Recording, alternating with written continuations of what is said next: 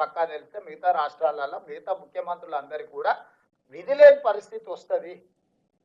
మోడీ గారికి కూడా చెయ్యక తప్పని పరిస్థితి కల్పించాలి.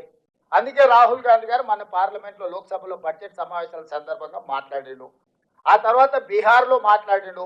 దేశం మొత్తం ఈ తెలంగాణలో మోడల్ని రాహుల్ గాంధీ గారు తీసుకొని దేశం మొత్తం నలుమూలలు పర్యటించి డిమాండ్ చేయాలని రాహుల్ గాంధీ గారి కార్యాచరణ తీసుకుంటుండు. కాబట్టి ఈ కార్యాచరణతో రాహుల్ గాంధీ గారు ముందుకెళ్తే నరేంద్ర మోడీ గారికి రాజకీయంగా తీవ్రమైన విమర్శను, రాజకీయంగా తీవ్రమైన వ్యతిరేకతను ఎదుర్కోవాల్సిన పరిస్థితి. ఎందుకంటే 12 ఏళ్ళు ప్రధానమంత్రి కూడా ఆయన చేయలేదు. రాహుల్ గాంధీ డిమాండ్ చేస్తున్నాడు. రాహుల్ గాంధీ తెలంగాణలో చేయించిందంటే రేపు దేశంలో ప్రధానమంత్రి 100% రాహుల్ గాంధీ గారు ఇది చేస్తారని ప్రజలకు ఒక్కసారి బలహీన వర్గాలకు నమ్మకం కలిగిందంటే రాహుల్ గాంధీ దేశానికి ప్రధానమంత్రి అవుతాడు.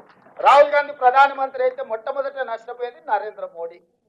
నరేంద్ర మోడీ గారి పదవి పోతే బండి సంజయ్ది, కిషన్ రెడ్డి ఉద్యోగం ఆటోమేటిక్గా ఊడిపోద్ది.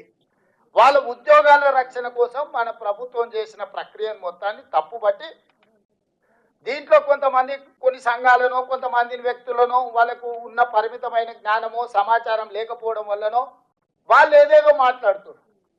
దీన్ని తిప్పికొట్టకపోతే, దీన్ని ప్రజలకు వివరించకపోతే, మీరు దీని ఓనర్షిప్ తీసుకోకపోతే